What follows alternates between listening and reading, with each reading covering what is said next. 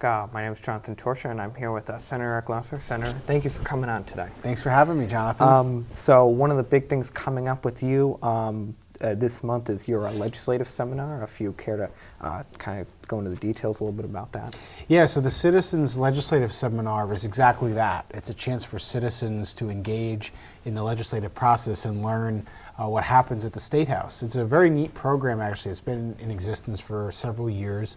You can apply to your state senator, your state representative to be nominated, and then you get sent to the State House for 2 days, 2 full days that mimic basically the things that we do on a daily basis. So bill hearings, committee hearings, you get to actually participate in a debate and a vote in the Senate chamber.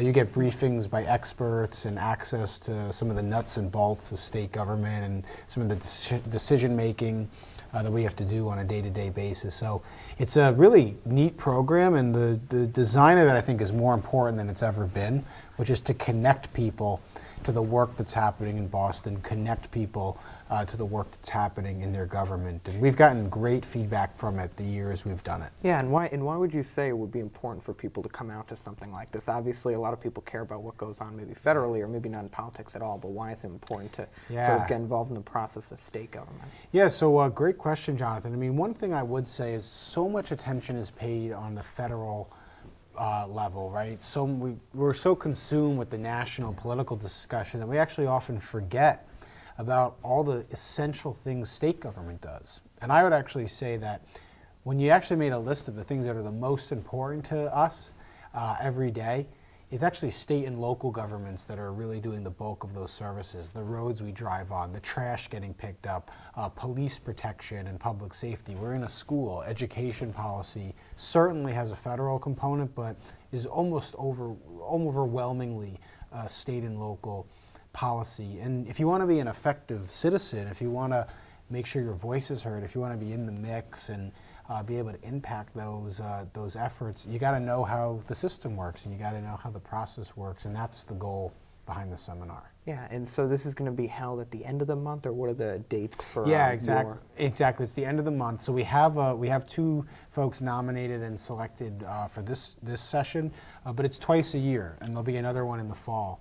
So we'll post. We put press release out when it's time. We can come back on the show and advertise it again. But I would really encourage residents of East Longmeadow, anyone listening from Springfield, Longmeadow, the surrounding area, reach out to us.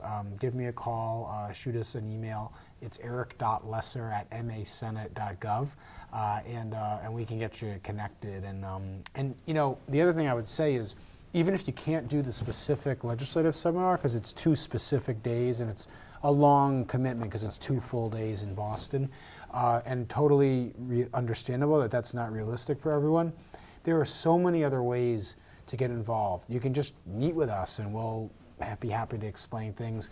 You, Jonathan, have gotten involved in a lot of stuff and learned a lot.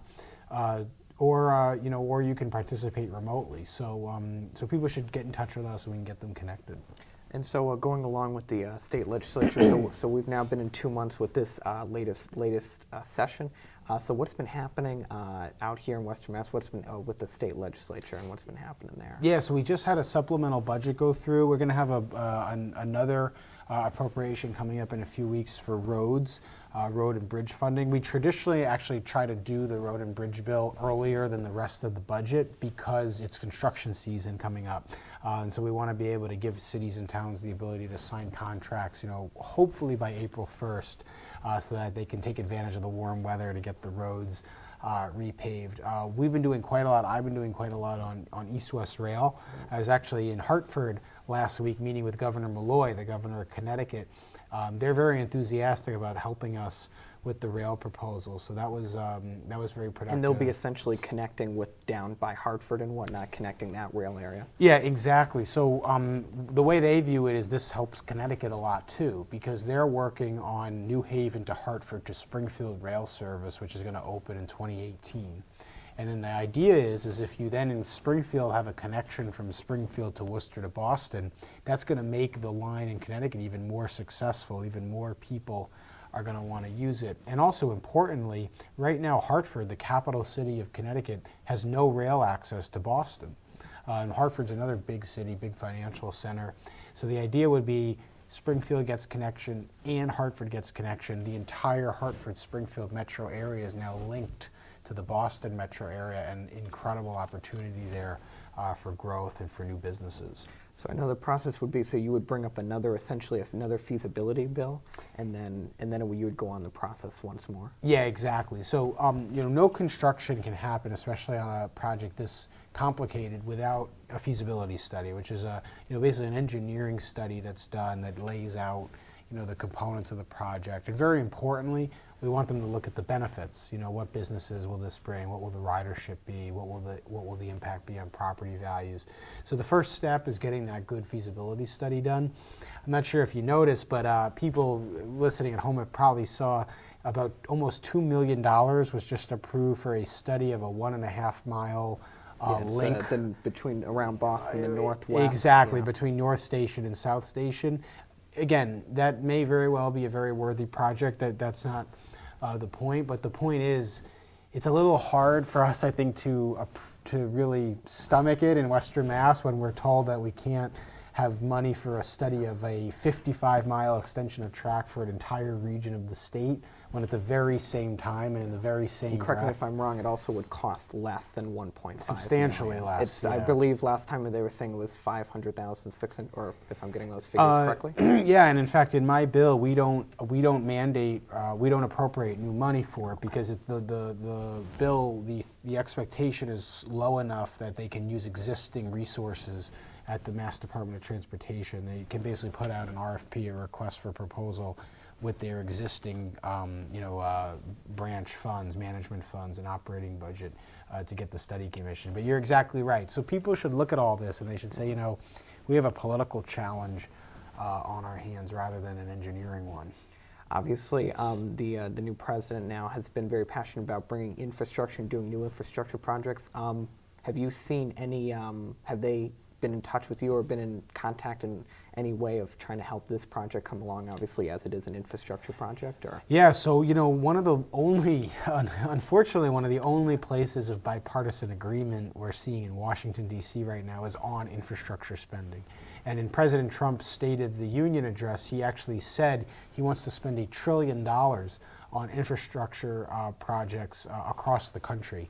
Now, seeing this happening and knowing that this was in the works, I wrote to President Trump, at this point it was about a month ago, asking for him to include East-West Rail between Springfield and Boston on his sort of priority list of infrastructure projects. So, we're gonna keep an open mind on that, fingers crossed. But this is the moment to work on it. I have some insight into this because in 2009, I was part of the team that worked on the Stimulus Act for President Obama, and it was similar. It was a $700 billion infrastructure plan, and the way that worked was they solicited input from all over the country, from mayors, from legislators, from governors, on what they wanted to see and what they needed help on, and then it was cataloged basically by the greatest impact or the greatest potential for impact. So we have a shot. We have a shot at getting this if we're. Has this been studied in the past as being a high impact? Or? Well, so that's a very good point. That's exactly why we need the feasibility study,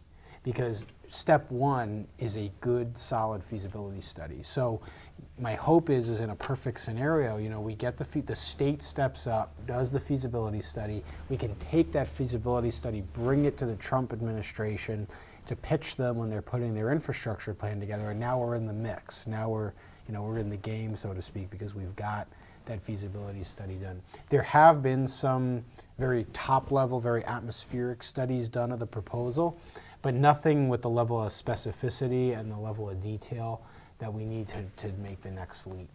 I wanted to get my final question. I want to get your take on the whole the Trump presidency. Yeah. Obviously, you were obviously a Hillary Clinton supporter. I wanted to get your take, considering you've been in the White House, you were there in the early days of the Obama administration. What do you see happen, and what do you take out from the last 2 months of the presidency? Yeah. Well, he's certainly meeting my expectations, but what I would say is this. We can have disagreements about politics, about policy. You and I agree on lots of things, and certainly disagree on other things. But the structures and the institutions of our society, frankly, rely on goodwill among each other and among actors, and they rely on people operating within a prism of goodwill. And if that breaks down, it's very dangerous, not just because it's unpleasant and because there's a lot of name calling and a lot of shouting, but it actually threatens the actual foundation of what this democracy is all about, which is assuming the best in each other, and even if you disagree, trying to move forward on what you agree on. And what really concerns me about what he's done so far is he seems to be attacking that very foundation. We can disagree with what the news might say, and we can argue vociferously about a counterpoint or about a different perspective, but to try to tear down the institution of a free press is very dangerous, and is something we frankly have not seen in recent American history at all. And there's really very few examples we can point to, maybe the Nixon administration, that has seen this level of vitriol, and again, this level of kind of fundamental challenging of these kind of bedrock principles. So that's concerning to me. But I do, maybe I'm old-fashioned. I do think that presidents do deserve a chance to present their plans to the American public, and then we evaluate and we grade those plans, in due course. Senator Lewis, thank you for coming on today. Thanks for having me.